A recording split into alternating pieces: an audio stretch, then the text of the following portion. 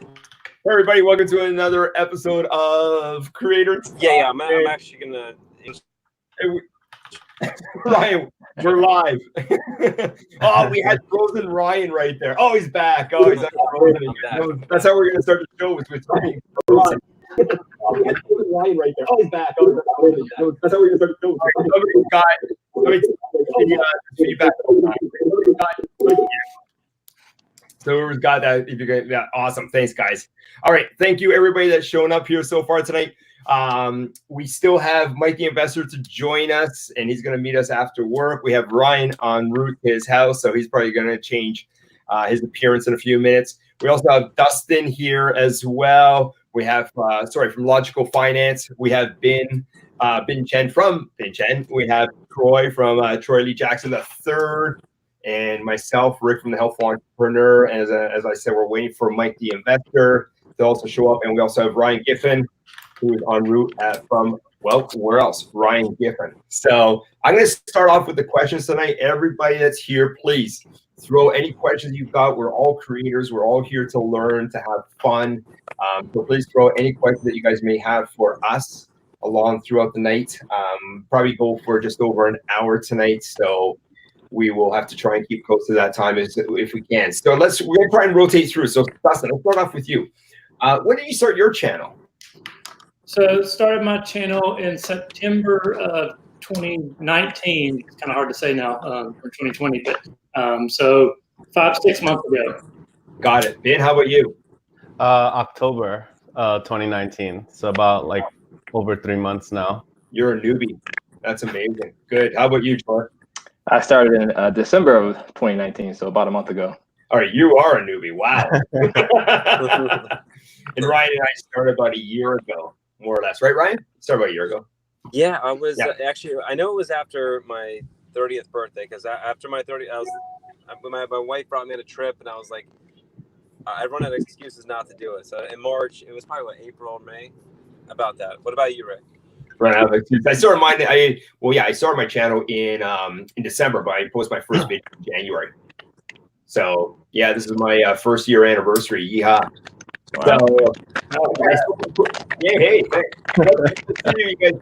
you guys in quickly.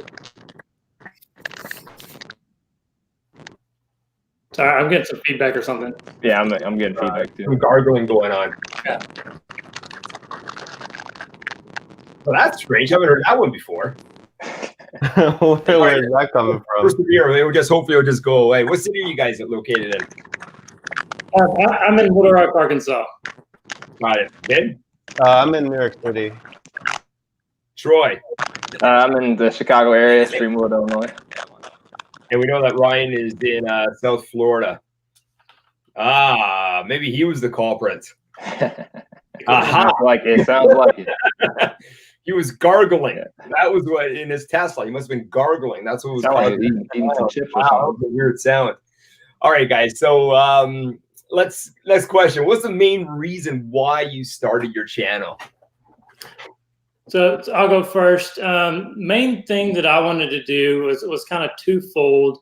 I've got a big passion for people that don't have any financial education. I think the education system really does a disservice to everybody. You learn about history, you learn about geometry, algebra, all this stuff that most people don't use all the way through high school, and you never get anything as far as financial education. And so I thought there was a big need for financial education. And then I'm a huge econ nerd. Talk on my channel about economics, behavioral economics, and so just wanted to have basically an excuse to do more research and learn more about that, and then share kind of my findings on that. Got it. Ben, how about you? Actually, I started my channel for a lot of reasons. Like in my friends group and like people I know in real life, like work and friends, I'm kind of known as like the real estate guy, the guy who invests in real estate. So I get a lot of like the same questions from people over and over again. So I felt like, why not make a video, like a channel about it, so I can make a bunch of videos. It's obviously a topic that a lot of people are interested in. So it's like a way to kind of like help some of my friends and family, at least like that's how it started. And then also, I was around a couple months ago, I was actually looking for another house to buy. So I was thinking, why not get my real estate license so I can get like half the commission? So then I actually put a bunch of videos up about like how to choose an agent and kind of like linked it on the back of my card. So anybody who I send my card to can, scan the code and basically get access to my YouTube channel. So it's like a little bit of like helping people as well as like business too. Got it. Got it. Troy, how about you? Oh yeah, definitely piggyback a little bit off of Ben. Yeah, so my family and my community, I'm one of the first ones to graduate college, buy a house, start investing, get a state recognized credential, and it was a big deal for them because they wanted to know, how I went about that and how I did it. And instead of having to answer like everybody one-on-one and individually all the time, I was like, hey, I can make these videos and show not only my community and my family, but more people who might have these same these same questions. Got it. So quickly, what kind of niche are you guys in, or niche? So I do personal finance and behavioral economics. Got it. Ben?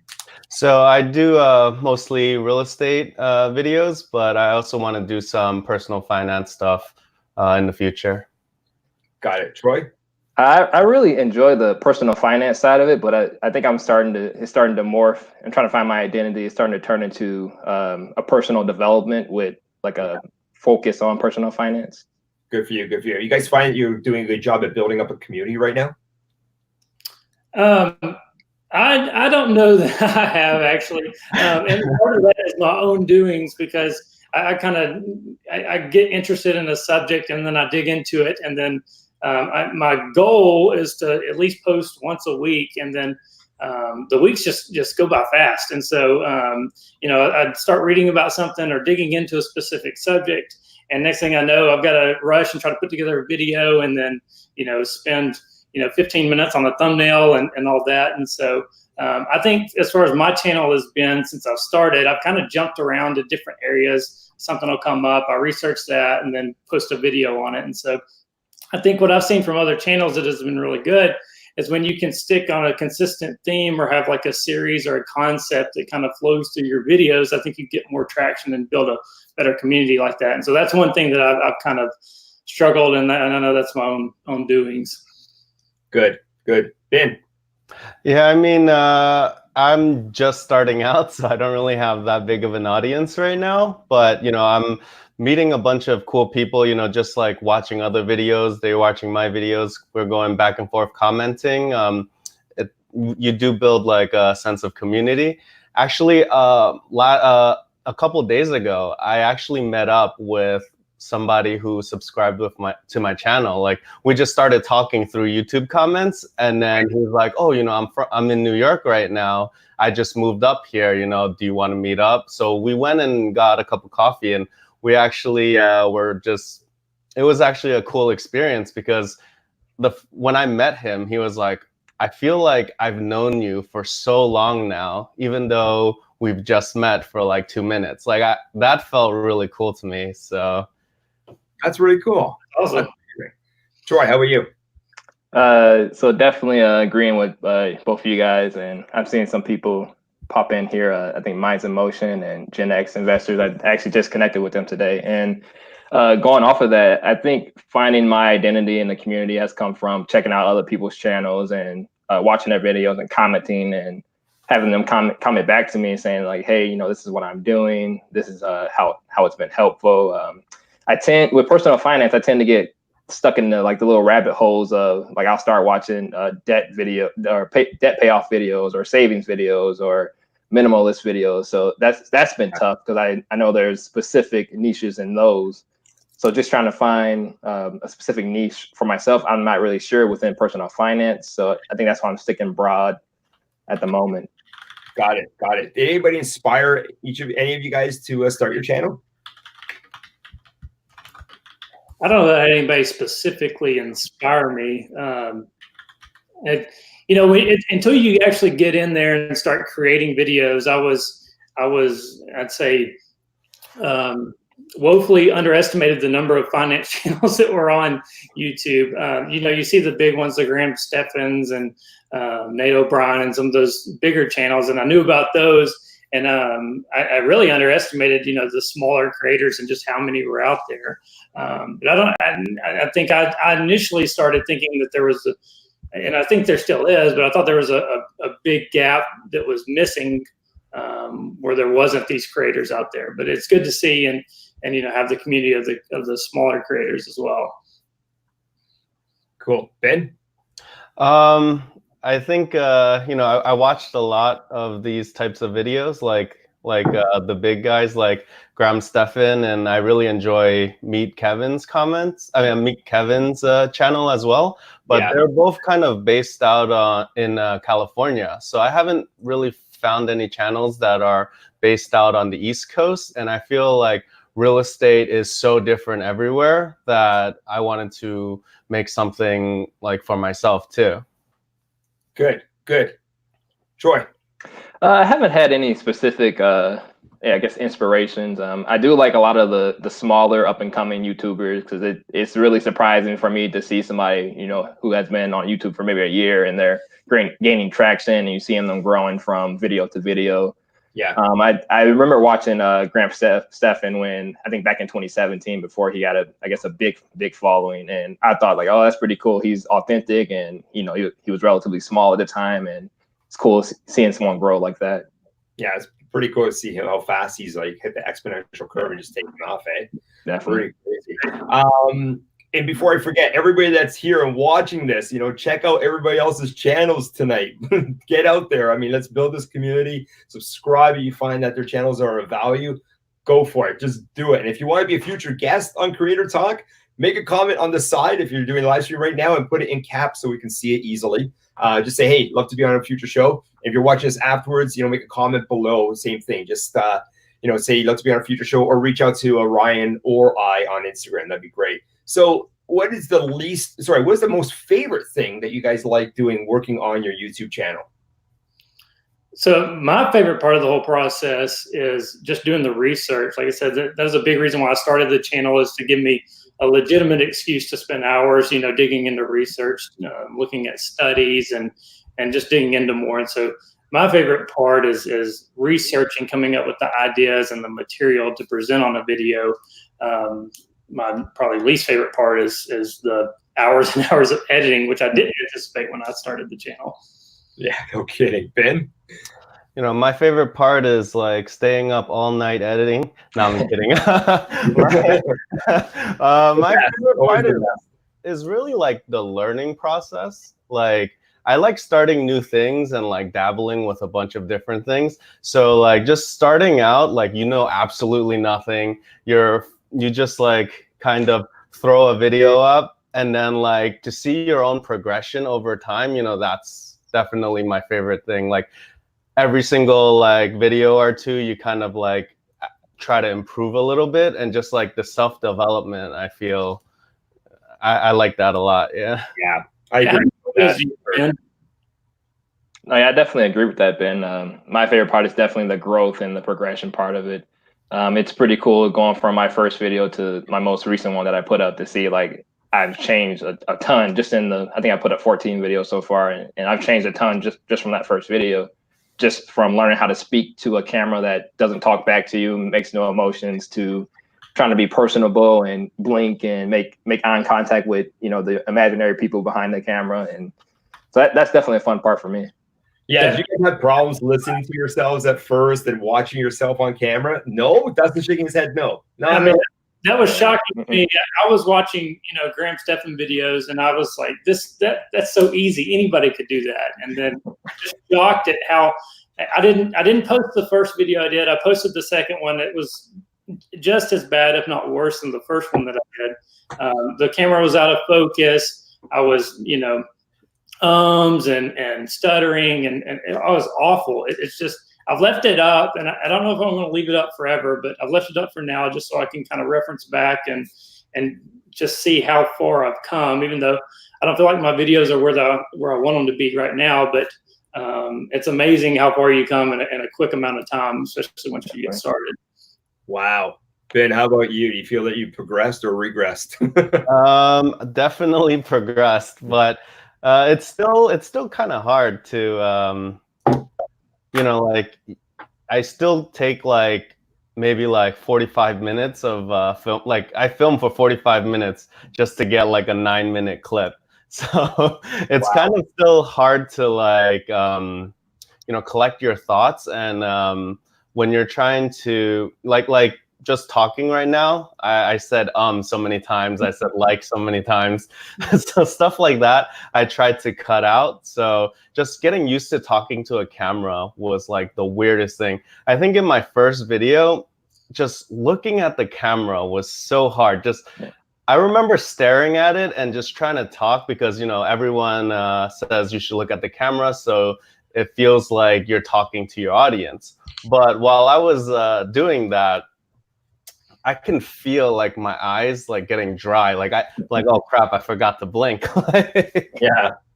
For the longest time. So now I feel like I've gotten a little better, like more used to talking to the camera, and then like learning a lot more about like the editing software too, and like thumbnails and everything. So definitely a huge progression from when I first started. Troy, you're up. For me, I think it's entertaining watching myself on video, just because like there's a lot of nuances that I don't realize I do until I'm looking at the video. Like someone told me, oh, you don't, like Ben said, you don't blink when you're talking to the camera. I was like, I don't. And I was watching it, I was like, oh, I don't. I'm literally like staring at the camera like this the whole time for however long the video is. And then another person says, it looks like you're reading off a teleprompter or something. I was like, oh, I didn't realize that. And then you watch the video and it's like, and today we're going to do this. I was like, oh, I do that. And a lot of my videos are off the top of my head or like a few notes. And I was like, okay, that's another thing to work on. So definitely entertaining for me. I think my videos are progressively getting worse. I'll tell you that right now. I think my best ones were my first 5. My worst ones were my last 5. We're just going like, still. I mean, I don't know. I still have a hard time watching myself on video afterwards. I look so goofy. So what's the biggest thing you guys have learned this last year that other creators can learn from, and you guys can, open up and say, yeah, you know what, I learned this, and our creators go, wow, that's really good. That's a big take home today. So I've got a couple. I said that I think the problem that I'm struggling with my channel now is that the videos that have done better than others have really been completely different types or different styles or different subject matters. And so like I did one on budgeting apps, and that's my most viewed video. And then I've got another one that I did on the Federal Reserve and quantitative easing. And then so you look at your subscribers and they're coming in for different things. And then when you post a video after that, they've subscribed for one thing, and then they're, seeing you post videos about something else. And so I'd say that, and the fact that how important a thumbnail and a title are, because I'm super guilty of spending hours and hours and hours working on my videos and then trying to get them posted by a certain time and spending 10 minutes on the thumbnail and title, where I think a lot of creators that do really well kind of flip that and spend way more time on getting somebody to actually click through into the video as opposed to actually the content of the video, which I think both are important. But that's one thing that I've really struggled with and didn't anticipate was how important the thumbnail and the title are. Yeah, they really are. Big time. Really are. Ben? So the question was like the biggest thing that we learned? Yeah, the biggest thing that you've learned in the last, say, few months or whatever, being a creator. Definitely, like, you have to pay a lot of attention to keywords, because like but it's really hard to find a keyword that isn't like oversaturated by now. Like one of my like most viewed videos is about Airbnb in New York City. So that one, if you search Airbnb NYC, I get ranked like one of the top ones. So that one gets a lot of views. But then like I haven't been able to find any other type of keywords that has that sort of traffic without that many videos. So I mean, I guess it's less of something like I've learned that it's crucial, but also I still haven't figured out how to do it again, basically. Yeah. Also, another thing that I learned is like keeping thumbnails very simple. Like before, I would put more text in it, but as I'm watching more tips about how to make better thumbnails, I'm trying to keep them under 4 words, is what everyone says now, right? Yeah. Yeah. Troy? For me, what I've learned so far in just the last month that all my videos that have just me in it aren't very popular, but when I bring my wife into the video and we talk about our finances and our budgets together, they seem to be a lot more popular than the ones with just me. So that's an interesting fact to note for myself.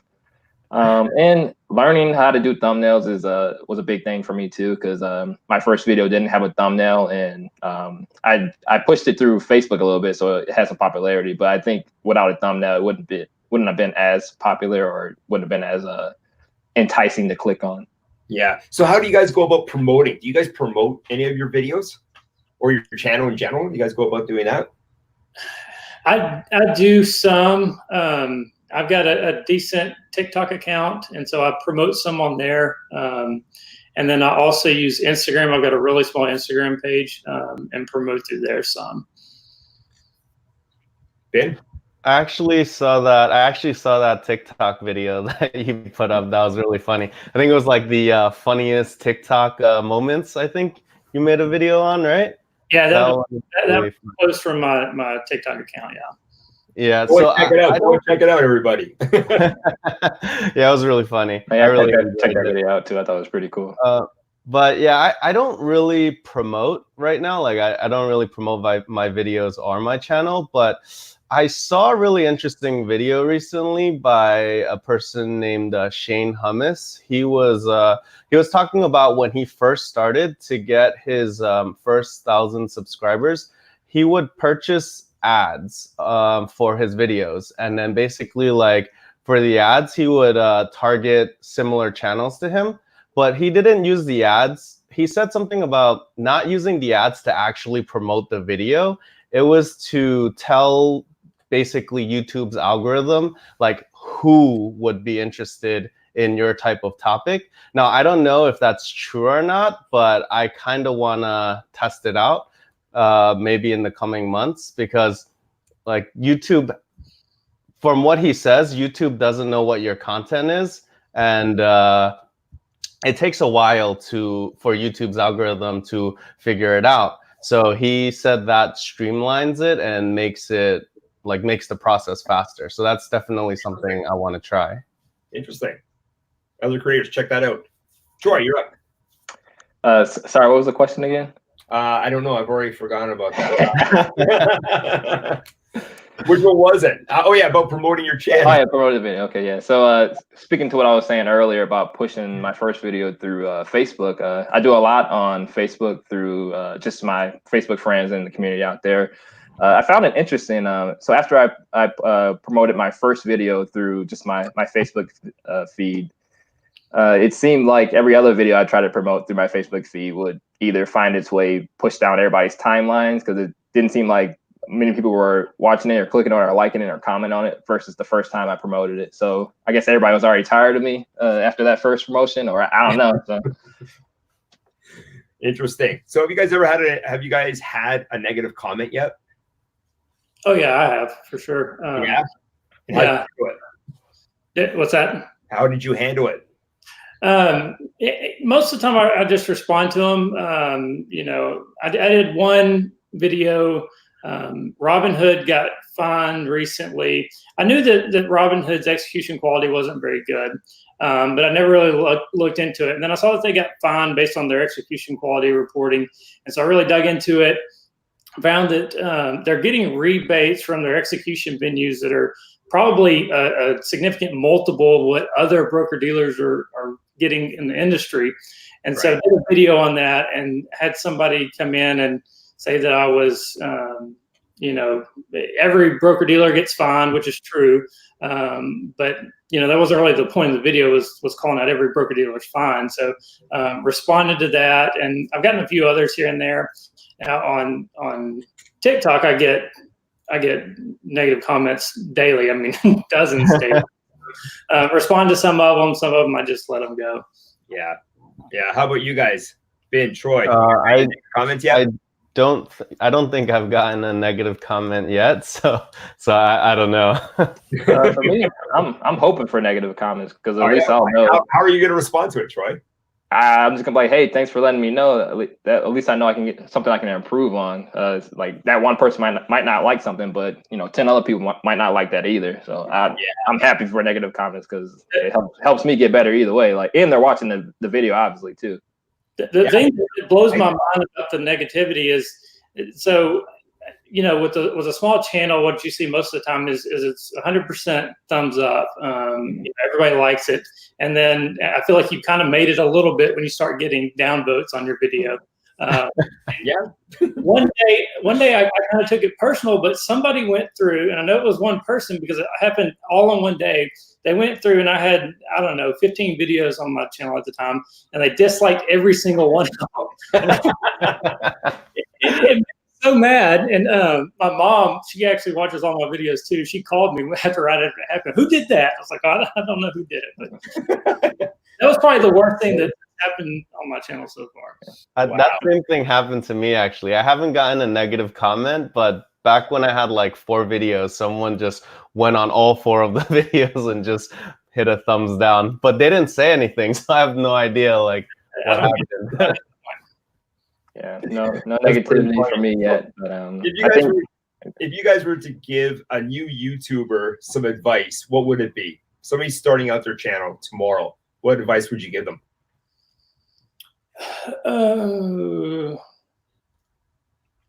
The first thing is you just have to start. I mean, that's the biggest hurdle, I think, for a lot of people, is just getting started. And then my idea in my head was that I was going to have videos that were going to be super impressive and better or as good as anybody else on the platform right out the gate. I had no idea how difficult it was going to be to put a video together, how much was involved in it. And so I wanted a super polished product from the beginning, and it's just not realistic. I mean, I don't know that anybody comes out of the gate and just knocks the doors off the deal from the beginning. No, I don't think so. No. We wish. Yeah, we wish. Who's next? I think that's pretty much, those are the 2 best things that somebody can understand. Like just get started. Basically, it's a whole learning process. It just takes time. There's no way that you can, even if you watch like hundreds of videos about how to edit videos or like how to do storytelling or speaking, you're never gonna get better unless you just practice it yourself. So your first video is like, it's not gonna be that good. Just but it's the process. So you just have to basically just stick with it. You're not really gonna see much results in the beginning, but YouTube is basically exponential. Like it took me like after when I first started my channel, I got a few subscribers, but it's just your friends, family. And then after that, it took me like weeks to get like 1 or 2 subscribers. But now, as you have more videos out, as you have a higher chance of being seen. So now I might get like 3 or 4 subs every day. And it just gets better from there. So it's a whole process. You just got to get started, and you just gotta, also, don't worry about putting out the perfect video. It's just like, some people are just afraid to put themselves out there because, it's not good enough. I could have done this better. Like, just put it out and then do better on the next one. Yeah, definitely. Just put it out there. Exactly. Just get it out there, learn from it, move on to the next one. Troy, what about you? Yeah, I think for me, the biggest struggle at first was focusing what I wanted to talk about in each video. And some of the best advice I got was find a topic and then find one objective and focus on that for the whole video, whatever your topic is and what you want people to walk away with. Because I know I had one video where I was all over the place and had 10 or 20 different things I was talking about and, you know, 5 or 6 objectives. So I would say focus on one topic and one objective.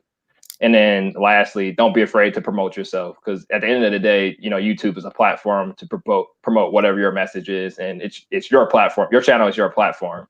So hopefully you're not afraid to promote yourself, advertise yourself, get yourself out there, because you're only going to get better from getting feedback from the people in your community and in the world. Good points. Really good points. So how long on average does it take you guys to create a video and to get it to the point where you've uploaded it onto YouTube and you're like, woohoo, done, right from beginning to end? How long on average? For me, I'd probably say research and everything included, 10 to 12 hours. Wow. Are you putting out one a week? Yeah, now I am. When I first started out, I was pumping out a lot more. I was doing 3 a week, just trying to get content out there, get better and everything. And so that window was a lot shorter because I wasn't doing as much editing and everything. But I've really been trying to, kind of my goal is to improve on every single video, get a little bit better every single time. And so I've been putting a lot more effort into them, a lot more research, a lot more editing. And so I'd say probably 10 to 12 hours. Wow. Ben, how about you? So right now I'm not doing that much research. Like, I don't have that many videos out right now. So I'm just speaking more about stuff that I've experienced. So it's more like the research part is maybe like 10 minutes or like 15 minutes if I have something specific that I really need to look up. But writing, like, I do like a basic script. Like, I'll write sort of the first 30 seconds to a minute, like, as a script. So so it's more fluid. And then later on, I'll write kind of like a bullet points of like an outline that I want to go through. So that'll take maybe like an hour. Then it'll be like an hour and a half of filming. Editing takes me maybe like 2-3 hours, and then maybe like another hour to do, or half an hour to do the thumbnail. So yeah, for like a 10-minute video, it'll be like 5-6 hours, basically. Crazy. Troy, how about you? For me, Q makes it happen. I see you out there. I see you following along, and thanks for that. For me, it depends on the personal finance side. It probably takes close to 6 or 7, maybe 8 hours to do a video, from the research, writing down my notes of what I want to talk about, and actually shooting, editing, and finding a thumbnail for the video. But for the personal development side, it actually only takes me maybe half an hour to shoot a video, write my notes, and edit, and I make a thumbnail. And I don't know, for me, it's a little bit easier when it comes to personal development, because my videos are centered around a lot of quotes and a lot of personal stories and a lot of life experience. So maybe that makes it easier than the personal finance, when you have to make sure you get your facts right and your research right, and make sure you know what you're talking about in those videos. Got it. Hey, I got a question from Q. That'd be pretty cool. Rick, do you compile ideas for video content? Yeah, if I could show you what's going on right here on this board, I got a whiteboard right behind my computer, my laptop here. It's probably got about 75 little jot notes that I've written down of ideas for upcoming videos and whatnot. But most of them I just wing it, basically. Just, hey, that's a great idea, I'll do it in the afternoon.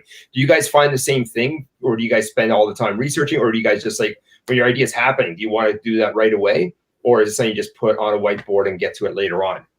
So I keep a list of ideas. I've probably got, I don't know, 80 to 100 ideas on my list. And then I'm constantly looking for new ideas that are better than anything I have on my list. And so I kind of fall back to something on my list. And so I'm looking for things in the news, things that come up that, you know, new research that I find, new studies, something comes out. Is typically where I spend my attention. So I've got a list to kind of fall back on, but typically run into new things. Got it. Ben. So I have a list too, but it's not that long. I have maybe like 30 video ideas on there, but then I haven't touched that list for like 3 months. I mean, for like 2 months, basically, because, you know, sometimes like random things will just pop into my mind while I'm like driving, and then I'll like, you know, put a note down. Okay, like do this video. Or like recently, I had a couple people write comments on one of my videos about, you know, what does a good deal in real estate look like? So then I'm like, oh man, let me cover that first. So that like I did those videos before touching on my list. Yeah, and then it's like, oh, it's January now, it's tax season. So let me do some videos about real estate tax. So it's like, just new ideas just keep coming to me. So I haven't actually touched that list yet, but you know, it'll be something to do once I stop getting like ideas. Writer's cramp or something. How about you? Any ideas? For me, I don't necessarily have a list, but with my personal finance videos, I have probably a stack of just papers that I've written out of like whole video ideas of just anything I want to write about on or speak about on personal finance. And then for my other videos, I just have notebooks of just ideas of quotes, stories. It almost reads like a book. So when you open it up, you'll see I'm just writing as I go along, adding to the thing before it or after it or new ideas. Good. All right. Big question. Do you guys have any YouTube secrets that you guys can let others know about? Dun, dun, dun. Anybody can go first. Anybody. YouTube secrets. Anything?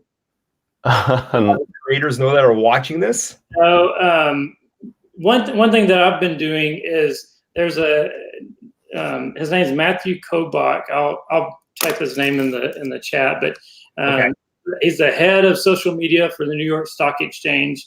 Go follow him on Twitter. He's a fantastic follow. Most of his stuff is geared generally around social media, specifically Twitter. I think a lot of it's applicable to other social media platforms. And he tweets 5, 6, 10 times a day. Just really useful, I think, valuable insights that you don't get from other places. I know a lot of people like follow Gary Vee or some people on YouTube, but I think he's got a unique perspective that's really applicable to other platforms. Got it. Okay. Who's typing? Bing, you're up. I don't really have any secrets. I mean, I still feel like I'm like a complete beginner. That's like, so I haven't really figured things out yet. So I really don't have any secrets. Got it. How about you, Troy? Anything you want to create? Similar to Ben, I don't necessarily have any secrets, I guess, specifically for YouTube, but I guess when it comes to just being successful in whatever you want to do, I heard a really nice quote that said, you know, if you hang around a barbershop for long enough, you'll eventually get a haircut.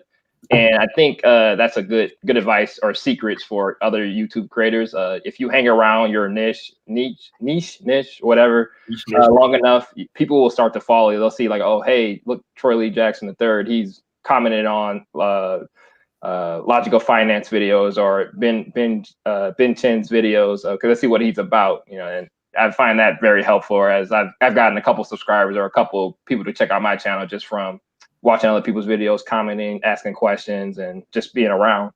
Yeah, you got it. You're right. You got to get your name out there. You got to promote yourself, right? You have to. And it's just the name of the game. Just get out there, market yourself, get involved in the community, comments, you know, get involved. That's all it really is, right? Just get out there. So are you guys having fun with your channels? You guys having a good time doing this? I'm having a lot of fun. Like I said, I don't particularly like the editing as much. You know, a lot of times I find myself doing all the research, really enjoying that, putting the video together, recording's okay, and then the editing, spending hours and hours doing that. You know, I neglect that a little bit, but on the whole, it's great to put the videos together, put them out, and then get feedback from people, not only within the YouTube community, and the relationships that built there, but also people that are just completely brand new to investing or economics and are learning stuff. You take a lot of the stuff that a lot of us know in the investment community, a lot of stuff we know for granted, and don't realize just how undereducated a lot of people are. And so it's good to hear back from them. Yeah, I mean, I'm having a lot of fun with this. Like, I always like talking about real estate. Like, whenever I have a conversation with somebody, somehow it always ends up having something to do with real estate sometimes. So it's a lot of fun.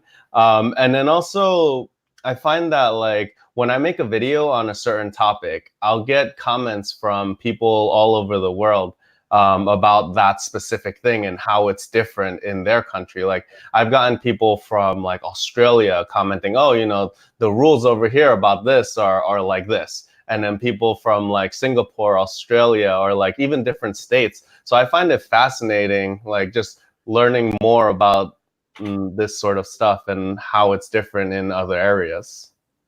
Yeah. Yeah. Very different around the world. That's for sure. Troy? Yeah, I'm definitely finding enjoyment in this. As I said, I try to make videos for primarily my community and my family, and the questions that I get from them is like pretty surprising, astounding, and sometimes I'm like, oh, I'm surprised you didn't know something as basic as, you know, like for example, I think someone said something about Ryan Griffin said something about the dividend. Someone asked me like, you know, what is a dividend? How do you get dividends? What do I need to do to buy dividends? And I'm like, well, you know, just explaining it to them on an individual level. Yeah. Okay. What are your plans for your channels in 2020, guys? I just keep putting out more content. Like I said, I try to get better with every video. I'm working on putting together a new series that I'm going to do. We'll see if that gets any traction. The tough thing that I've seen is you never really know for sure what's going to take off and what isn't. And it is a little disheartening to, you know, put hours and hours into a video and get, you know, less than 100 views. But that kind of happens. I think you just have to keep putting out content and hope that something picks up. And hopefully eventually something will catch on, and then, you know, double down on that to grow the channel. Yeah. Good. Ben? I'm sorry, my wife. I don't remember. A from Hidden Freedom on us. I'm sorry. What was the question again? Yeah. Notorious for doing that. The question was, what are your plans for your channel for 2020 this year?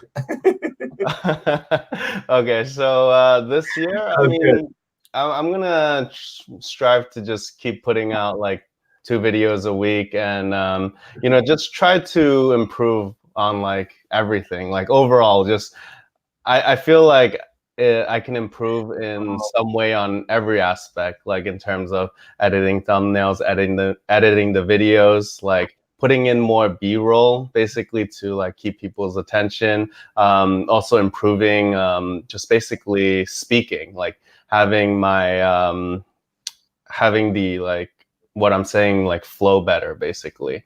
And also like recently I've noticed that sometimes when I'm explaining a concept, it seems like kind of simple to me, so I go over it very quickly, but then I get questions to clarify about certain things. So that's definitely something I'm going to work on as well, to basically like kind of like simplify things even more, and then also be like basically like cover it better. Good. Troy? My goals for my channel is just to really find my identity and what I want my channel to be about. I think it'll be really cool once I can find that, and my videos will be able to gel much better. And I think making content will be a lot easier once I find my identity. Yeah, definitely will be for you.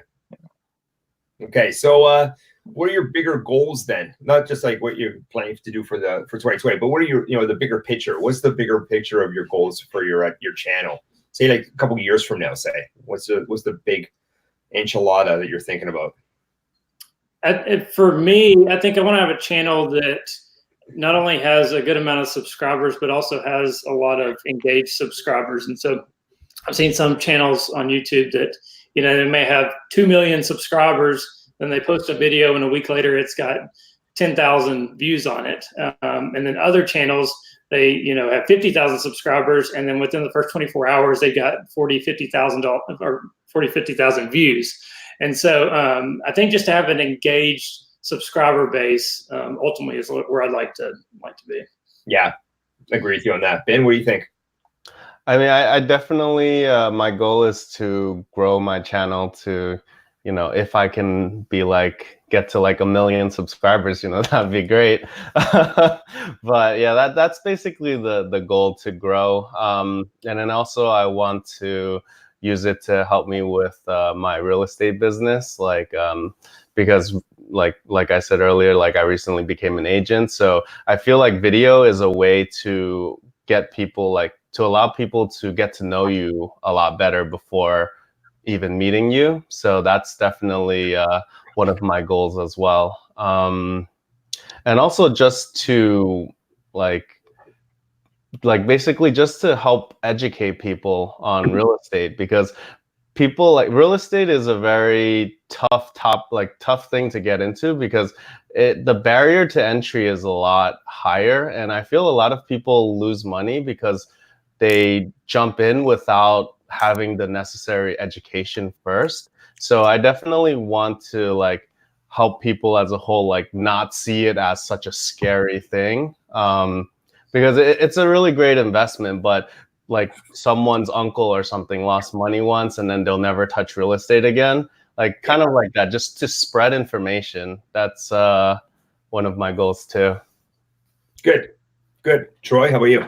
I think my main overall goal for my channel, and especially down the line, is to just have my channel be a showcase for just anyone who might be looking for motivation or inspiration to just do anything. Specifically in the black community, a lot of people, at least that I know, don't tend to push for many things, and they always say like, "Oh, you got lucky," or "You're blessed," or you got a good family. And I want to be able to put it out there and say, hey, look, I was in a single parent household, or I was poor, or I was this, and look where I am now. And it's possible. I'm not rich. I didn't inherit anything. I came from the same neighborhood you came from, and it's possible. You just got to put in the work, and you can see it throughout my whole YouTube channel. Good for you. What equipment do you guys use to video? I've got a Canon camera. I have no idea. I'm terrible. I have no idea what I had to think about it too. I'm like, wait, what do I use? I know that my camera is a Canon. I bought it. Good to know, though. Sorry, go ahead. No, I was just saying, all my stuff I buy it used off of either eBay or Amazon. Got it. Ben, what do you use? Yeah, I use Canon M50, and I bought like a low aperture lens to kind of get like that blurry effect that looks pretty cool for the background. Right. But yeah, I bought everything off of eBay for like half price. Like definitely don't want to pay full price. And then I bought like some lighting. Let me see if I can show you guys like just some lights over there, just to get better lighting. And as for editing, my wife had a Final Cut Pro. I don't know why she had it before, so I gotta steal her laptop every time I want to edit. And then yeah, I think that's. Oh, and then I have a mic, just like $20 off of Amazon. Yeah, do you find that the mic really does work? Because I've used the mic once, and I think I made it worse, to be honest. Like right now, I'm just using my my MacBook Pro, and that's it. I think the mic helps definitely. Like when I listen to myself just with the webcam, it's more clear with the mic, and everyone says audio is like the #1 thing. Like, yeah, it's the most important thing. So I mean, for $20, it's a great investment. Yeah, good for you. How about you, Troy? So I use a Sony Alpha 6100. I think from what I learned, it's just one of the basic cameras that can do video and shoot pictures, and that's what I was going for a relatively budget camera, and it's worked out well for me. For lighting, I just use a smaller ring light that I bought from Walmart for like $15, and it works out well. And I also bought a what do they call it? A mini Rode mic, and I found that to be very helpful because my voice is a little bit deeper, and it tends to be really loud on video without having a built-in external mic, or not built-in, but external mic to help it out. Nice. Ryan, great to have you on board, buddy. That's so understandable. You know what? Honestly, Ryan, what do you use to record with? My wife has this Canon, some Canon. It was an expensive camera. I honestly don't know the name of it, but it was like some $800 Canon videotape. I'm not sure. I gotta tell you what, she got monetized by just using her iPhone. So you don't necessarily need, just getting started. If you're looking for reasons to not do it, don't let like the equipment stop you. And now she's about to knock out 25,000 subscribers. Her channel is going nuts right now. So congrats. Yeah. So guys, congrats. Guys, I've used my iPhone 7 with a cracked screen to do all my videos, and I'm going to hit 100 videos using this puppy, and that's it. I use iMovie for the editing on my Mac, and that's basically it. I don't use much more either. So, let's see how far I can go with it. So, all right, Ryan, you got a few questions going here? I do. I had a bunch, so no worries. But yeah, just going through, guys. If you could give 3 reasons, like a value proposition to someone to subscribe to your channel, like what are those 3 main reasons why they should subscribe to you, possibly versus another channel, or what do you bring? If you had to say 3 main reasons why I'm the channel you should subscribe to. So I talk about personal finance. If you want to learn about personal finance, that's one thing. Behavioral economics, I think, is a little bit of a unique spin to put on personal finance. And then the third reason is just me, I guess. If you could, when you say behavioral economics, what do you mean by that specifically? It's really just a psychology of decision making, because in theory you wouldn't have economics and behavioral economics. It's just when they introduce psychology into the field of economics. And so it goes into how you make decisions, cognitive biases that people have, repeatable mistakes and judgment that people make, is where I try to focus my attention on, look at studies on how we make mistakes, repeatable, that you can anticipate and either acknowledge that you make those mistakes or know that other people are going to make those mistakes. Right. Yeah. Ben? So my channel is about real estate. So I talk about, how to, if you want to learn how to invest in real estate, definitely check out my channel. I also self-manage my own properties. So basically, like, I'll go through the process of like purchasing a property and then also running it kind of as a business, basically, like talking about the whole thing instead of, little sections of it. I've done a lot of I've done buying and then like renting it out, and I've also done like buying, fixing it up to add value to it. So if you want to learn about basically real estate investing. And Ben, if I could ask one more question, I missed it when I got pushed out of the chat. What do you feel like are some of the major differences in East Coast real estate versus West Coast that you feel like was underrepresented? So when I watched a lot of Graham Stephan's and Meet Kevin's videos, I see a lot of like single family houses. Like they mostly buy, like at least Meet Kevin, he buys single family houses, then he fixes them up and then he rents it out. But over here on this side, I don't see many single family houses. I guess like the population is more like densely compact. So most people invest in multifamily houses over here. Are you in New York, right? Yes. Where specifically? I live in the Bronx, and I have property in Bronx and Queens. Very cool. Very cool. Yeah. All right. So Troy, what are 3 reasons why someone should subscribe to your channel? So with my channel, I speak mostly on personal development and personal finance, and I think they go hand in hand. So with my personal finance videos, you'll find me pushing you for personal development within those videos. For example, like you can't get started on anything in personal finance if you're not motivated, and you can't finish anything if you can't persevere. So those are some key, tag words that, if you can't persevere through paying off debt, then it's going to be tough to even get started. If you're not motivated to even do it, then you're definitely not going to get started. Yeah. And in the Cliff Notes, like what are some big underlying reasons that people, you know, have trouble persevering through debt and things like that? Like just broadly speaking. I guess for me personally, I realize that a lot comes from you've never tried to see what would happen if you just went out and did it.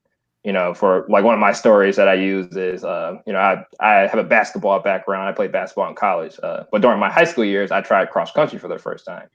And if you know basketball players, you know, they're all sprints, dunks, a lot of jumping, fast cut moves. Well, cross country was 3-mile races, and I had to learn like to persevere from the start of the race to the end of the race. Like, I just want to finish. Like, I don't want to look like a person that's going to quit halfway through. I don't want to be crawling. I just want to finish the race, like get to the finish line. And that's what a lot of people are, I guess, getting back to that. A lot of people who don't realize, like, hey, just get started and focus on getting to the finish line, whatever that finish line may be.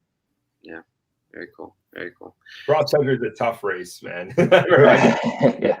And honestly, Troy, what you were just saying was I was not the greatest runner, but man, I remember thinking I am not going to quit, man. And I ran it for like years only because based upon that, it's like push yourself. Yeah. I don't want to be the last guy, and I don't want to be a quitter. Yeah, So, I agree with that. I was a terrible runner. My first race ever. Horrible. I was out there for so long that the girls' race had started, and my team had forgotten I was still running. Welcome to my world, man. Welcome to my world. Just keep going, man. You keep persevering, that's for sure. So, right, you got the next question. I got a couple more left. So so do I. I wrote them all down. Good. If you guys could collab with anyone, who would that person be? You know, what's a YouTuber you really admire? That was my next one. That's a good one, you know. Go with that. That's fine. That's awesome. Who's someone you really admire? I know we always talk about like the Graham Steffans, and you know, I sometimes feel like when Graham Stephan like said how much money he was making from YouTube, it like unloaded the floodgates of like YouTube channels. but like, who would that person be? I would say outside of the big creators, obviously to get the exposure. Right.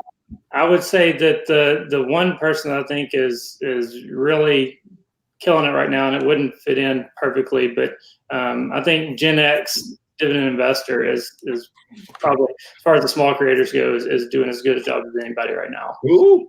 Yeah. Is he still here on the stream? Yeah, we love him.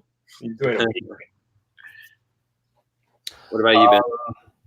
I mean, we're talking about like any creator. I mean, I did like when you said about the whole floodgates of Graham Stephan, definitely you know that's had some influence. But actually, I wouldn't choose him because I feel like he does a lot of real estate videos as well, but I feel he doesn't really go into the specifics. So he's kind of like very broad. To do one with Meet Kevin.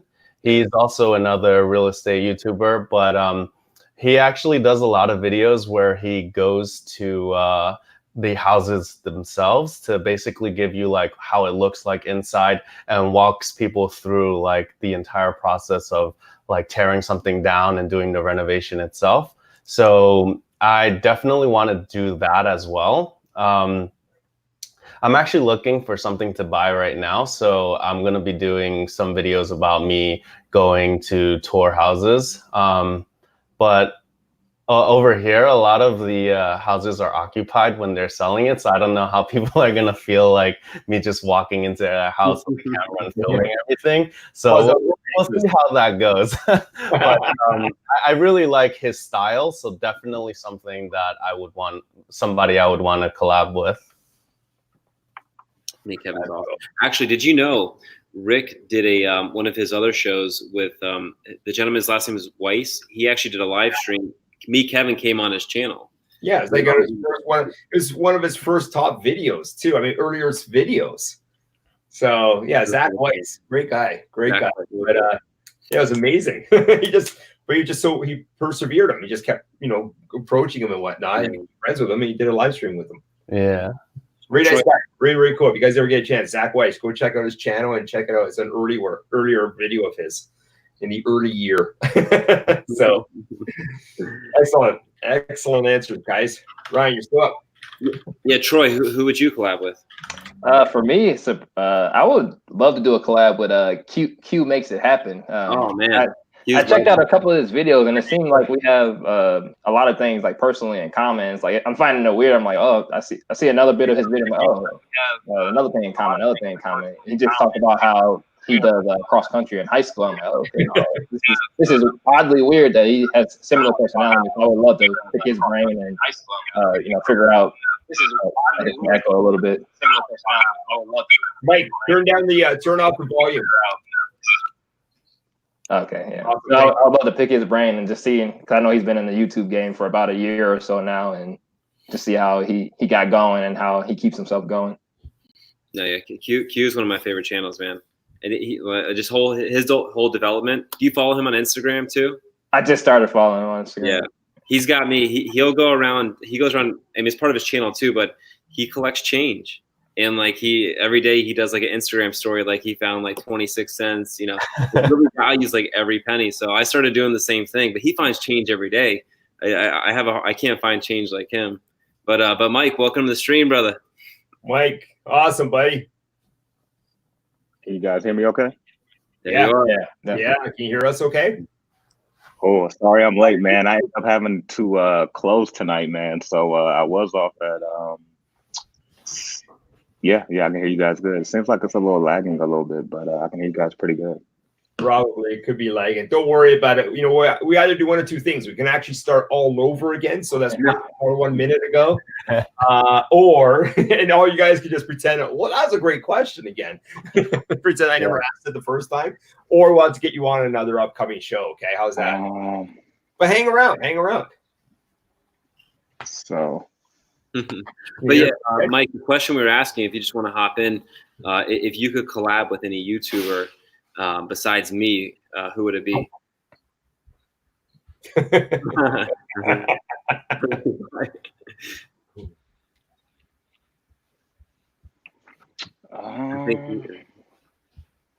Man, that's a good question. Right on the spot too, man. Yeah. In the meantime, I'll give you 30 seconds to think about it. If anybody wants to become a guest of ours in the future upcoming show of ours, get in contact with Ryan and I, or make comments either on the side or below if you're watching this afterwards. Okay, guys? Is there a way to organize the audio on here? Like I hear everyone talking at once. There's some reverb happening.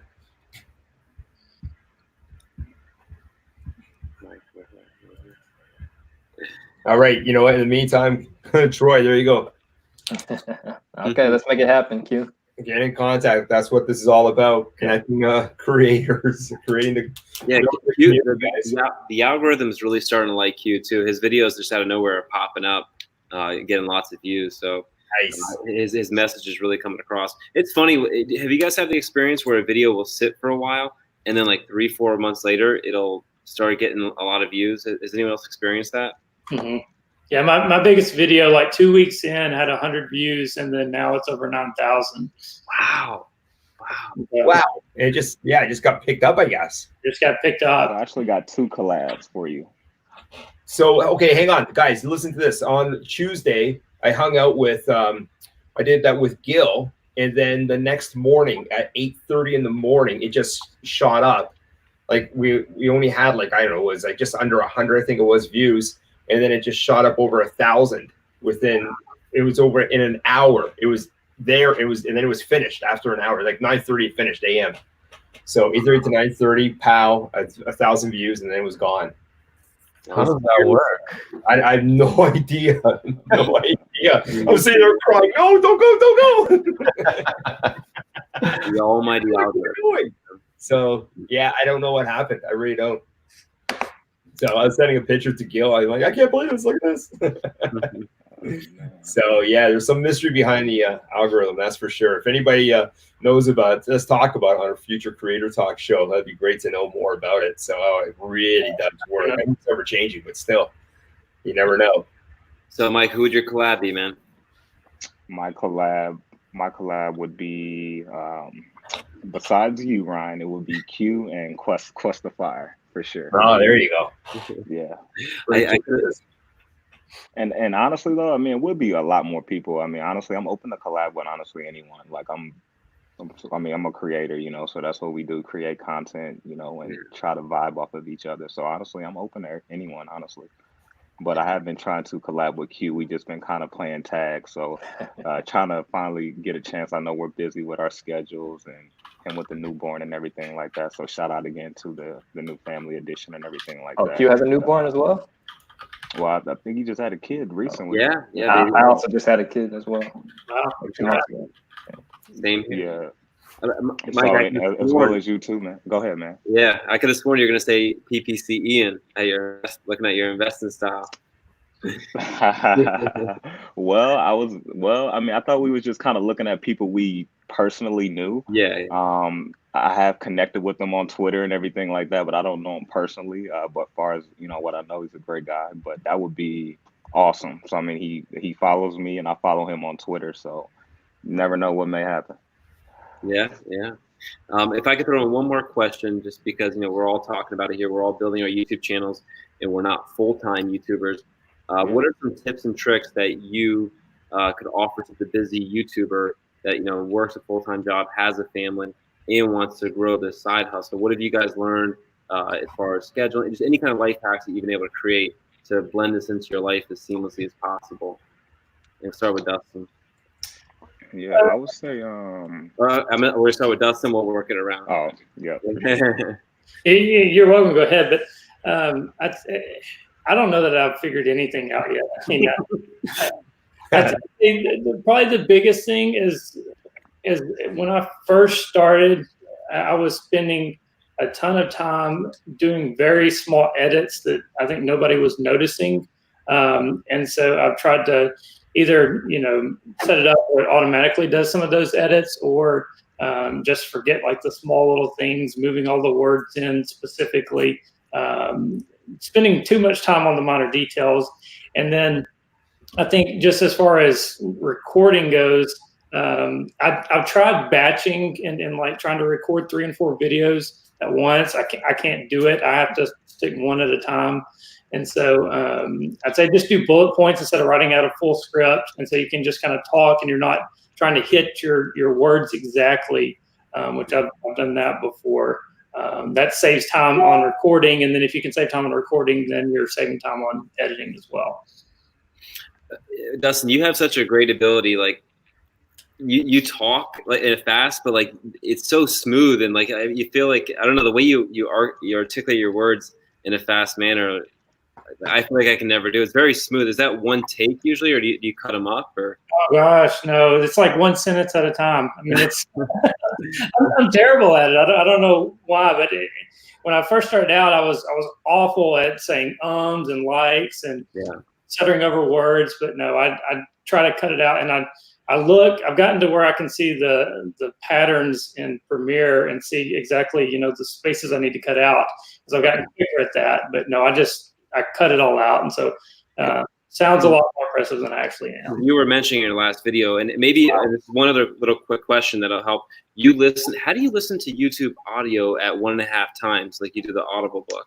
Is there an option on there? How do you do that? Yeah, go into settings, and you can change any YouTube video up to 2 times speed. And so it's in the settings part of it. Yeah, it's next to the full screen. And then there's some like extension you can get on to even go faster than that. But yeah, and just time is, you know, such a premium that anytime I'm watching a YouTube video, and sorry, some of the creators that I watch their videos on here, I always watch them at 2 times speed, just because, you know, I'd rather you get half the credit than full. Just one thing to know is that if somebody watches your video at 2 times speed, you only get credit for watch time for half the video. No way. I didn't know that. No, that's good to know. You don't get full credit on the full video, which is, I think, is kind of ridiculous. But anyways, you know, time is just a premium for everybody, and so I watch everything at least 1.5 times speed. Awesome. All right, we'll throw it over to Ben. Ben, what are some hacks? You know, being a busy, you know, working a job, in real estate, and creating the content. What are some good hacks that you've learned? I mean, I just kind of like section time off. Like, I kind of cut out a lot of like my leisure time. Like, so I do have a regular 9 to 5. So I usually have like a 45-minute commute each way. And while I'm commuting, I don't condone like, watching videos while driving, but like I kind of like the videos that I watch are about like personal finance and stuff. So I don't really like actually like watch the video. I listen to it while I'm driving. So I queue up a couple, like put it into watch later. So as I'm driving, I like listen to other people and like I learn from that. Like I try to like take bits and pieces on like things that they do to try to implement it into my own stuff. And then also like I used to play a lot of video games before. Like even though I'm busy, I still had time. Like, I would work, like I have my regular 9 to 5, then I manage my own properties. So that takes a couple hours. But you still have time. It's like I don't really need to. It's basically like a lot of people are like, oh, I'm so busy, and then they use that as kind of like an excuse not to do it. But you still will have like an hour here, an hour there. So, whenever I have time, I just spend it on YouTube now. Like basically, there's no really like secret. You just have to put the time in. That's true. Yeah. If I got other things going on, I'll just put my laptop to one side and play, a round of videos, and that's it, and just listen to it in the background. If I feel like there was some visual that I missed, I'll just like quickly get back to it, rewind, and move forward on that way. So it's always gone in the background now for me. So smooth and easy. What about you, Troy? Can you ask the question again? Yeah, the question is, being, not a full-time YouTuber, how are you able to offer like tips and tricks to someone that is trying to say that they are busy, or just some ways that you've been able to fit this into your life, even though you have a busy schedule? You said you also had a daughter. It's like how do you fit all this in to be as seamless as possible? For me, I know like some people don't necessarily like the batch shooting, but I like to use the batch shooting just because it's a lot easier to shoot, 3 or 4 videos in a day and then do all the editing in a day versus trying to plan it out in a single day for each video. And I find that more helpful, and a way to make it easier on myself. I plan out, long videos and short videos. So if I'm going to shoot 2 or 3 in a day, I'll do maybe 1 long video and then 2 short videos. And then it's not as bad trying to, get through the shooting process. Right. So that works for you. Say it again. So batch shooting works for you. Oh yeah, definitely in that sense. Okay, but like it doesn't work for, like Dustin said, it doesn't work for him, so it may not work for everyone, right? Yeah, no. Okay. What about you, Mike? What are some tips and tricks you have, man? As far as being working a full-time job, what are the responsibilities you have in your life, fitting in YouTube? What are some ways you've been able to accomplish that? Yeah. One thing I've kind of, after my first month, I have a content calendar, and I kind of have, my videos that I'm gonna have uploaded. I've actually got it right here. I'll show you guys a quick. So kind of just a content calendar, basically what I'm uploading, what I'm doing. If I'm not doing anything as far as my channel, what else am I doing to help myself be better the next day? So I'm just always kind of documenting and planning, my week out, which helps with time. I always make time as well. I'm also one of those people who don't need a ton of sleep, so about 4 to 6 hours. Well, I would say 5 to 6 hours, I'm good. 7, I'm great. So I would say I'm usually up late and then I'm up early. So, that helps me a lot as well. So I know everyone's sleeping habits is different. So I just try to utilize my time as much as possible, rather I'm checking out another creator's video, whatever it may be doing. I'm just trying to utilize myself. And I try not to watch, I guess, if you will, too many fluff videos, if that makes sense. And what I mean by fluff videos is the videos you're watching actually pertaining or enhancing what you're trying to accomplish. Because sometimes you can watch, the same video 10 different times by, 2 or 3 different creators. You know what I mean? And, sometimes you just kind of got to have to, figure out what's really being utilized for your time. So really, that's the main thing for me. It's just trying to use my time as much as possible. I'm usually up late. Usually my wife goes to sleep pretty early. So at night is when I get a lot of my YouTube and stuff down for the most part. And then with the finance industry, it is sometimes kind of hard to make a batch content depending on what type of video it is, because it kind of has to be up to date, when you're making, content in the finance community. So it's depending on what type of video it is, like if you're going to make a playlist or something like that, I definitely see making batch content being very useful. But depending on if you're just doing, portfolio updates or what's new in the stock market, it's kind of hard to do batch content because it has to be, relevant, to what's going on. So. Got it. So I asked the question earlier, what do you guys enjoy the most about being a creator? Let's flip that. What do you guys dislike about being a creator? For me, the worst part is putting together a video that you put in hours and hours and hours of work in, putting it out there, and then nobody watches it. That's probably the worst part of it. You put in so much effort. You go through the enjoyment of doing the research, putting the notes together, all that, recording it, the grind of editing, trying to get everything perfect there. You put it out there, and whether it's just nobody's interested in the topic or the thumbnail or whatever, just nobody cared about it, and just having it fall flat is the worst part, in my opinion. I agree. Ben, what do you think? The worst thing, I actually once recorded like 2 hours of footage and I forgot to turn my mic on. Oh no!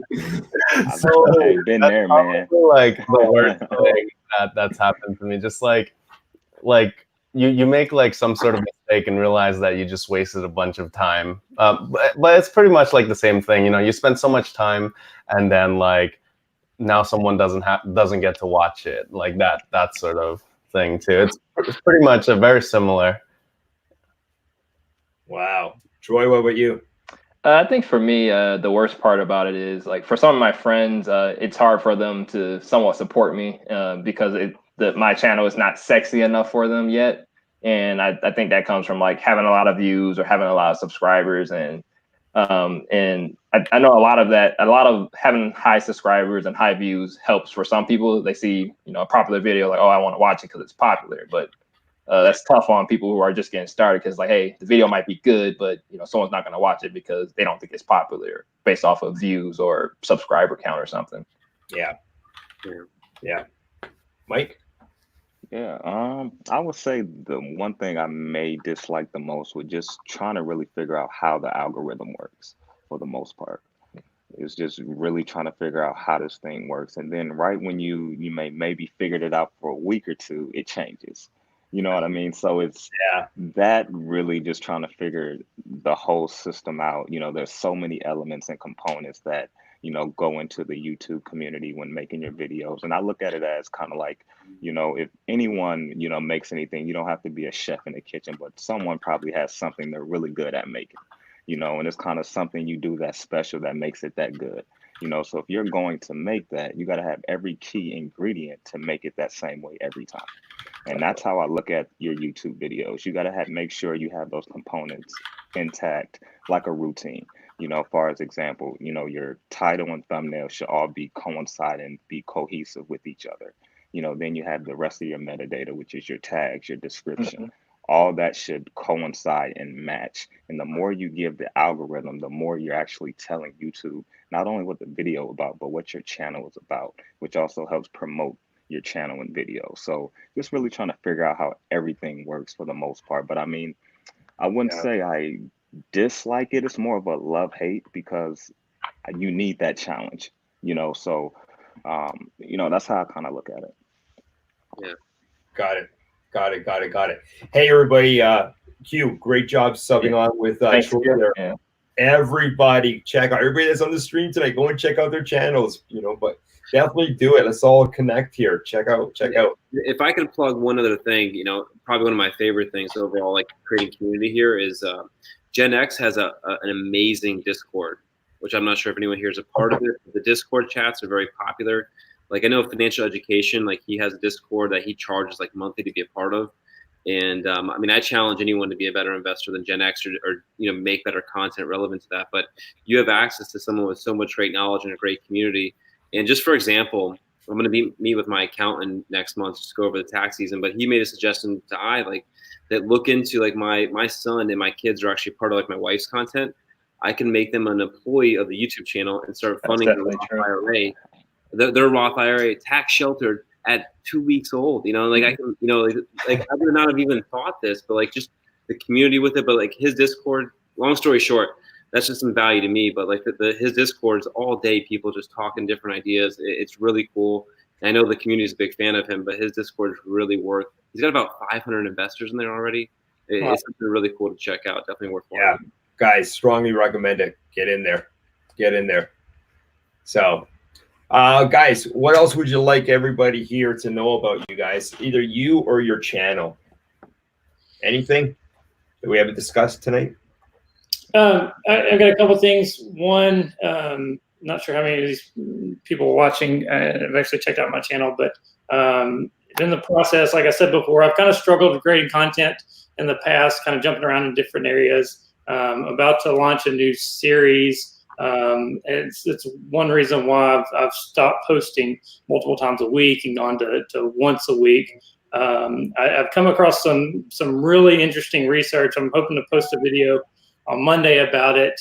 And there's a hedge fund that's taken some psychological components as far as employee motivation goes, and they're using that as part of their security selection. So going to be doing that, and then I'm going to backfill that with a series on different companies and how they're using psychological components to motivate employees. And what that's shown is that specific companies have outperformed S&P 500 just based on this criteria. And so really excited. Spent months and months researching this. So excited about this new series I'm about to launch. And then, and before we get off, I don't know if you guys want to talk about this, but happy to talk about TikTok as well. I know I've had some questions on that too. Sure. Yeah. That last video, the last video you made with all like the content, with just little clips, like I thought it was so creative. Like I made a YouTube account and I'm like, all right, what do I do now? But you gave me some inspiration on some kind of things to build off of. But tell us, you said don't like have super high expectations for it, but you have had conversions though, no? So that was one of the reasons why I started TikTok. One is because I knew it was going to be younger demographic. I could reach different people. But two, I thought I was going to be able to build a following there and then migrate those over to YouTube. And I haven't been super successful with that. That's one reason why I posted that TikTok video the other day, is I wanted to see just kind of what kind of engagement I got if I actually had people coming over from TikTok. Thought that video may get more views, and didn't do super well. But as far as TikTok goes, a couple ideas. So I started posting there a few weeks after I started posting on YouTube. The organic reach that you can get through TikTok is tremendously better than any other platform, I think, right now. So in a few months, I was able to get to, right now I've got about 130,000 followers over on TikTok. You compare that to with, a little over 1,000 subscribers on YouTube. You can kind of get a sense of what the carryover is. And I've seen other creators on the platform do similar, as far as how well they've been able to convert over. They'll have 200,000-300,000 followers over there, and then have a subscriber base of 500-600 subscribers on YouTube. So I don't know that anybody has cracked the code. Maybe somebody can. So I wouldn't say expectations should be super high as far as bringing over subscribers. But that said, I think there's still value in building a following on other platforms outside of specifically YouTube. The way that I did it was you can post a video, and just based on the content and how it goes, it says the organic reach is incredible there. So you can post one video and it can get millions of views, just on your first video. And so what I did is I started posting, and then, got a couple dozen, and then I posted like maybe my fourth video, and all of a sudden it took off and I got a few 100,000 views on it. Well, I immediately deleted all my old videos because I wanted everybody to think, oh my gosh, this guy puts out in terms of content, I'm going to get up and I didn't want them to see the trash. And so if I start on TikTok, that's the way I would do it. Maybe post a video, wait 24 hours. If it doesn't do anything, delete it, post another one, and keep going. Eventually, you'll have something that hits, and then you'll pick up, 15, 20,000 followers. It's crazy. That's crazy. If I could ask one more question to you, just because, are you going to still continue on the repo market series, or do you have any updates on that, on your thoughts and opinions of the repo market? No. As far as continuing the series, I've kind of thought about it, but there hasn't been any significant update with it. Yeah. The Fed keeps extending their balance sheet. I think they've actually pulled back just a little bit recently, but there's been no significant move in it. I think right now it's just kind of a wait and see. I don't think there's anything imminent. The reason why I originally posted that video, one, because when you search for quantitative easing or repo market, the first search result that came up was like 12 years old, and it was horrible quality. It was getting a ton of views, and I thought, well, I can do something better than that, and hopefully get rid of it. I picked up a few views on it, didn't get number one, but I'd say if anything comes out about it, I might. But I've been spending so much time on this other series that I've been working on that haven't really put any effort or energy into it right now. Hey, Dustin, Marie's got a question for you here. What do you talk about on TikTok? So the content that I do is different because it's a different demographic. Like it's definitely younger. It's starting to skew older though. Just in the last few months, I've noticed that the age of people on there is getting older. But primarily, what I do is like super simple introductory personal finance and economics type videos. So I'll talk about, hey, if you've got your money in a bank account at Bank of America, they're probably charging you a fee and you're not getting any interest. You can go and get in a high yield savings account. I mean, it's super, super basic, super simple stuff. The first video that I had that kind of went, I guess, semi-viral, I just said, hey, if you invest, $3,000 a year or whatever the number was, over the course of 40 years, you can end up with $1 million. And that got like 800,000 views. And so, super simple stuff like that can pick up and take off. And then, as I said before, you don't understand how little knowledge base there is out there, especially when you're talking about, high school and college age kids. They just don't know anything. I mean, things that are just fundamental to us, they just don't know anything about finance or investing. Yeah. Do any of you guys ever feel, well, maybe, I know we want to ask everyone questions about something else about your channel, but you ever feel like if you're, we are investors, we do this all the time, that maybe we're approaching our content from too high of a level, that the incoming person watching may not be ready for that? And is that like a strategy you're trying to use with TikTok, just maybe basic it down and then have them get more educated? I feel like, when you use certain terms like quantitative easing and, the Federal Reserve System, like you got to break down, like, what does that mean, Mm-hmm. I know. So younger, right? Oh, was that to Dustin or was that just everybody? Or yeah, well, I mean, yeah, I will start with Dustin and maybe we'll throw it on to everyone. But like, I was thinking, like, some people that don't like. I told my brother-in-law today, like, about like dividend investing, and like he thought it was a scam. Like he thought it sounded like it's too good to be true. Like a company will pay you money to own the stock, that. But that's not far-fetched though, Ryan, because as many people as we know that's in the community now that's investing and even starting investing, there's still so many people out there that don't invest, that's terrified to invest. Yeah. So I mean, I believe you, man. Yeah, no, I definitely agree with that. I know for I don't know if any of you guys are religious, but they talk about milk, bread, and meat, and for certain people they can only take milk. So no matter how much you talk about complex stuff or highly detailed stuff, they'll never be able to get it. So you got to start with like a milk level for them. Like if they don't know about dividends, you got to start about stocks. We don't know about stocks, you got to start about just investment in general. What does it mean to invest? Buy something that makes money, or even if they don't know what money is. Keep it simple. Is that demographic of entry into it being underserved maybe? Because I feel like our community, we're really, what's the next best investment? Like I wonder that sometimes. I don't know. Like, Nah, if I should dumb down my videos a little bit.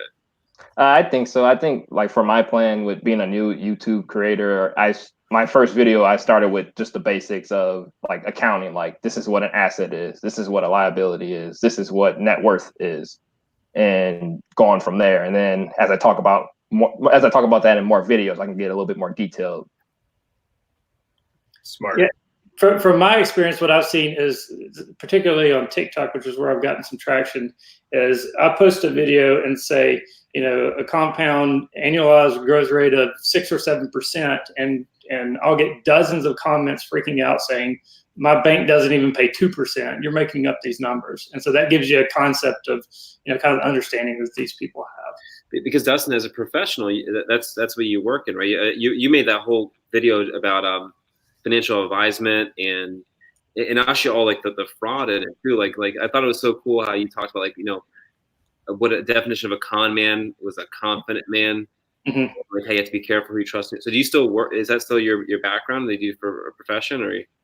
No, I actually switched careers, work in oil and gas now, but I worked in financial services for 10 years, did everything there from accounting, I ran a trading desk, technology, and so got a pretty good background in financial services, working for a broker-dealer. Very cool. So Ben, let's hop into you, man. I was just talking about that earlier. Like I feel like a lot of stuff that I put out, I might not have explained it like at an elementary level. Like I need to definitely dumb that down a bit. Well, not like dumb it down a bit, but like put it into like give examples basically to like relate it to everyone's life. So I've been trying to do that a little more.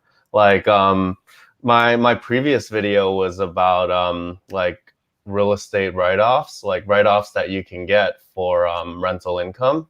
And I was talking to somebody about it in real life, and they didn't know what a write-off was, and I didn't explain what a write-off was in the video. I just talked about what you can write off. So definitely like I should have explained it. Like basically like I'm starting to think about it more as in like the other person has like absolutely zero idea, and like I have to start from like basically they don't know anything. So like I've been trying to integrate that a lot. Like I was going over like depreciation in my previous video, and I kind of linked it to just like explaining it using like an iPhone, basically. Like that was a good analogy. Yeah, like depreciation is basically like you can write off a certain percentage of the value of your property every single year. So just explaining from like, because people usually think like, your value of your house goes up. So how does depreciation work? How can you say that it's worth less now? So, I kind of tried to link it to an iPhone 5 from 2015 is worth $700. But then as the years go by and you start using that phone, things start to wear out and it gets older and older. In 2020, it's pretty much worth zero. So that's like how I try to like link it. So I want to do more things like that to make it easier to understand. Smart. Yeah. Troy, you kind of touched on that. Mike, what are some thoughts that you have towards it?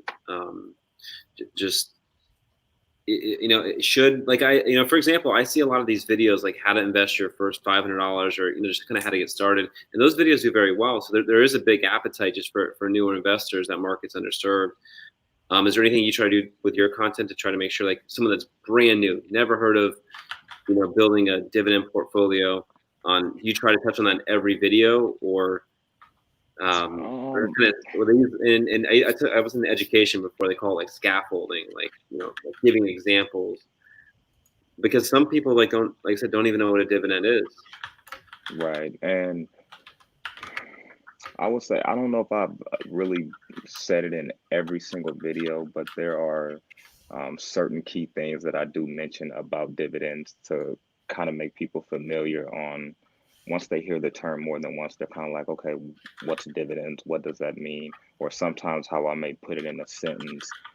it kind of, you know, like if you're reading a word or reading a book and sometimes you don't know what the word means, you can read the sentence and kind of sometimes find out, you know, what that word means or have an idea, you know. So that's kind of sometimes the idea of the video, even though I do have some older videos discussing the basics of, you know, what is a dividend, how to get paid on a dividend.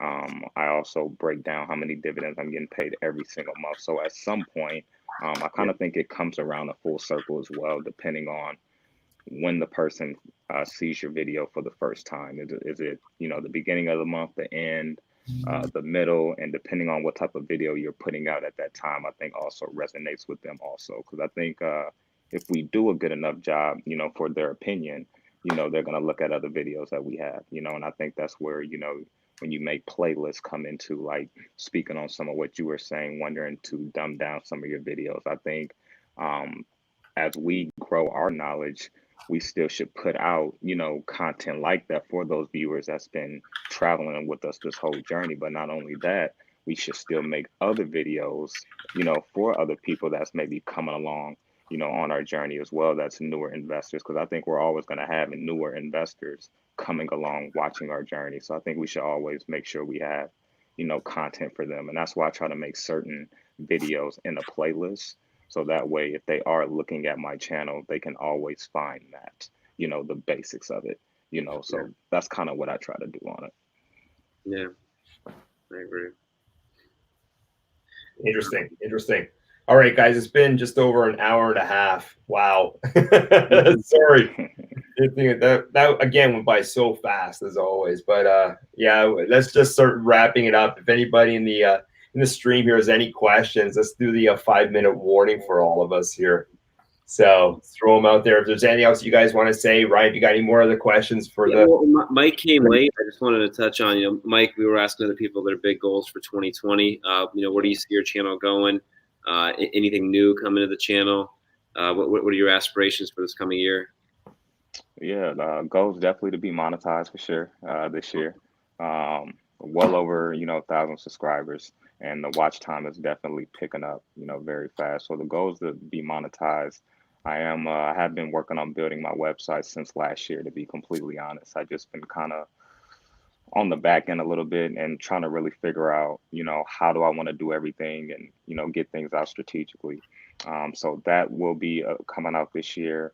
I guess I can go ahead and say I'm really dabbling on doing a podcast as well. I do have like another type of series of videos I'm thinking about doing also.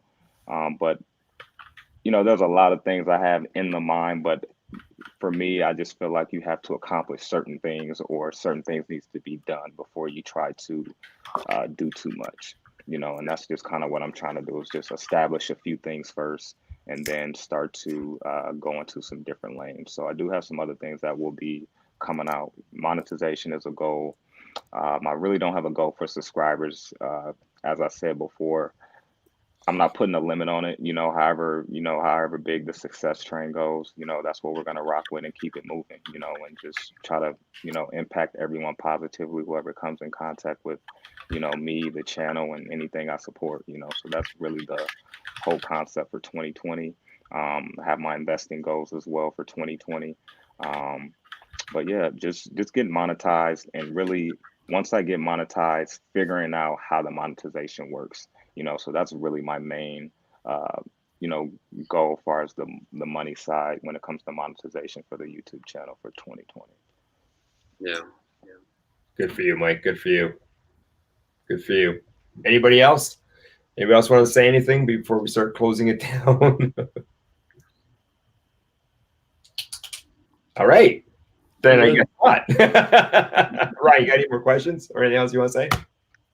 Yeah. Dustin, you're monetized, right? Nope. Right. Some watch time. Okay. Yeah. Watch time is always a challenge. Well, one thing, I mean, everyone should look into maybe talking with Daniel. He's got a little trick to kind of speed up that process a little bit with informed trades. He can help you get there a little bit quicker. And also, just when you do get monetized, something I see some people make some great quality videos, and YouTube, for some reason, if you make the video less than 10 minutes, they will only allow one ad. which will, versus if you make it 10 minutes, you can add as many ads as you want. Then you have to, say what's tasteful from there. So one tip I would say when you get monetized, like it seems like it's most worthwhile to make at least a 10-minute video. And what I've been doing one at the beginning, one at like 3.5, one at like 6.5, and then one at the end. And just that's going to help my ad revenue. I get my first paycheck coming next month. So anyone that is monetized, Nice. Actually, I got a collab video from like Kevin. He makes amazing videos of Adventures in Us, and I got to talk to him. He was in live stream, but he makes them under 10 minutes, and these are like really well orchestrated videos. Like, you deserve a little bit more, brother. Like, I don't mind watching an extra ad for you, So, but those are 2 tips. I would say, especially if you're over 1,000 subscribers, there's a little tip there that Informed Trades can help you with. And hey, what kind of drop off do you see at the ad interval? And do you see a lot of people drop off? It's funny lately. My average retention rate seems to be somewhere like that 40% level right now. And I'm not, and I don't know if that's consistent with people dropping out because of the ads. And right now, what I'm trying to maybe do for now is I want to do more things that are trending, and I want to like have passion to, like I said, lately I've been doing Tesla videos and they've been doing well. I'm getting subscribers from them. So I think, trending, like you were talking about, Dustin, like when you do a video that you love in the topic and you put hours into it and it gets like 100 views, like that breaks my heart. Even though I love it's totally heartbroken too. Yeah. And while I'm making it, I'm like 24 hours in, I'm like, this is the one that's gonna make it happen.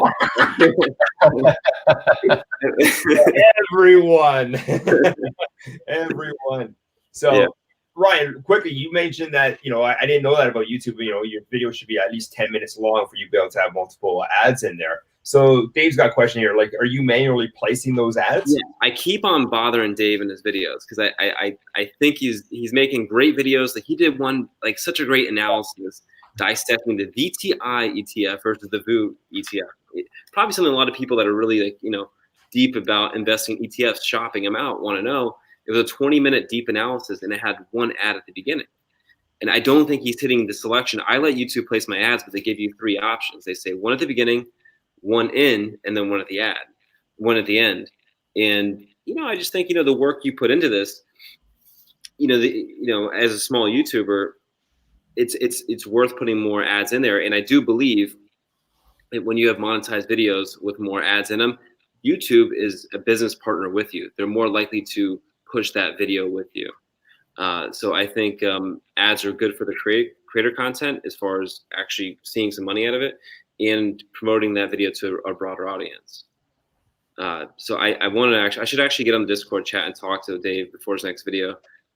He's making his channel is really picking up some momentum as well. That I don't think I want to maybe just look it over with him because he's only one ad in a 20-minute video. Whoa. Yeah. Whoa. But you need to have a 10-minute video to place more than one ad. Yeah. Huh. That seems. I heard if you put more ads, YouTube actually pushes it more because they want to make money. So, like I've watched a couple of those. How much do I make from YouTube videos? And everyone seems to say like when they started putting more ads, they got a lot more viewers. Also about the whole watch time thing, I saw a video about someone who had like a good method of racking up the watch time, but I wouldn't say it's like completely ethical. I don't know if you still want me to share it or not. How unethical are we talking about? Okay, so it's like, so what he said is live streams are counted like differently in search. So live streams generally show up on top of videos, basically. So what this creator did was he filmed about like 2 hours worth of footage, and then he put it up. He put it as a live stream, and he put it on loop. So he had this live stream going for like a month. And then it was about fake gurus. And because his live stream was going on for so long, YouTube had it like ranked #1 for fake gurus whenever somebody looked up fake gurus. So he got a ton of watch time. So he already had 1,000 subscribers, but he didn't have the 4,000 watch hours. So that's what he did to get over that hump. Now that's like, you're kind of like faking a live stream. That's why I'm saying like it's not like that ethical to do it, I guess. But that's yeah, like Market Scraper said, YouTube hack. That's interesting. That's it. Never thought of that one. Yeah. All right. It's funny, you know, I feel like TikTok is, you know, back in the day, YouTube was much easier to get bigger, and you used to be monetized on your first video. Then they created this benchmark. So it's you know, hacks and I don't necessarily think it's a bad idea to look into things that, as long as YouTube doesn't like shut down your channel for it, you're just trying to get your channel going, and then once you become monetized, you know, then YouTube is more likely to promote your videos. So the whole name of the game is get monetized as fast as possible, right? Yeah. Agreed on that. Agreed on that. All right, guys. I think we should wrap it up. We're creeping up to almost 2 hours. It's 1:45 right now, guys. In time. Yeah. Holy mackerel. I just did over an hour. Sorry about all this again. So not even going to ask if there's any other questions. Forget it. Let's say, you know, thanks everybody for showing up tonight. Thanks for everybody in the live stream. Really do appreciate it. Yeah, one last time, if you guys want to mention your channels one last time so people can go and subscribe, that'd be great. Dustin, you start. Sure. Logical Finance. If you're interested in personal finance, economics, on the channel. Bin Chen, Real Estate Simplified. If you're interested in real estate, I promise my next videos will be more simplified. Smart. Troy Lee Jackson III. That's my channel name as well. I talk about personal finance and personal development. I'm a new YouTuber, so videos will be coming. More videos will be coming soon, and they can only get better from here. Awesome. Mike? Just like you said, Mike the Investor channel. If you type that in any YouTube bar, I'll pop right up #1. I'll talk about stock investing, passive income, and investing in yourself type videos. So be sure to check me out. Thanks for having me on again. Excellent. And everybody in the stream and everybody watching this afterwards, you want to be a future guest, just let us know in the comments. Check out everybody's channel that was part of tonight. That'd be great. Ryan and I hosting again next Thursday, so hopefully we'll see you guys then there as well. So good night. Thanks a lot. Great having you on board. It's a lot of fun. As always. Gen X, if you could throw your Discord link in the chat, Ben's asking for it, or maybe put it on the comment in the video too. Definitely worth checking out. Talking more about it over there. So definitely, yeah. Put in the comments afterwards too, Gen X. Definitely. All right, guys, we're all good. Have a good night, guys. Good night. Awesome, guys. Thanks a lot.